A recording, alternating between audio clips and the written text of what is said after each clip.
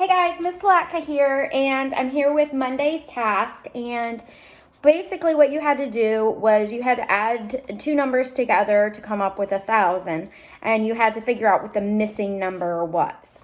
So I know that the opposite of addition is subtraction. So if I wanted to find out what went in this missing box, I could use subtraction to figure that out. So if I take 1,000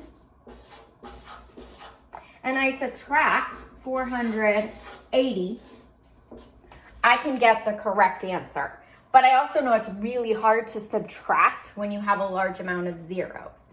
So I can also do it another way. I could use a number line.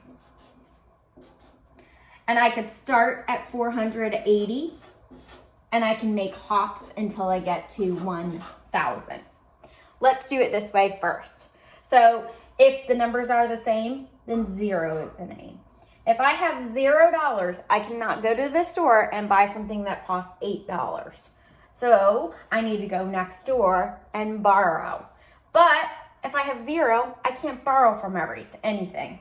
So I'm going to come all the way over here and borrow this number 1. And this 1 is going to become a 0. I'm going to add that 1 to the tens place to make the number 10.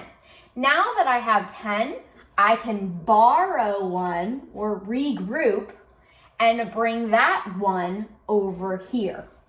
So I just basically took this 1 and brought it over here to make a 10. And then I had enough to borrow, so I made this 10 a 9 to make this a 10. Now I know 10 minus 8 equals 2. I know 9 minus 4 equals 5.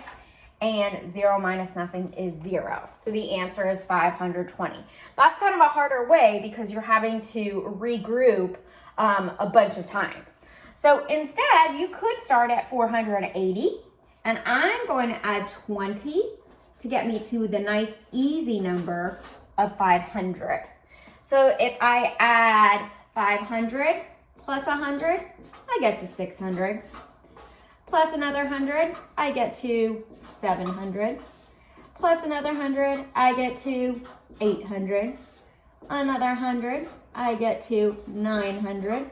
And then finally one last 100, and I get to 1,000. But to find the answer, I have to count all of the hops that I've made. So I have 100, 200, 300, 400, 500, plus 20 is 520. That's how many hops I had to make. So I want for you to go ahead and try some of these on your own.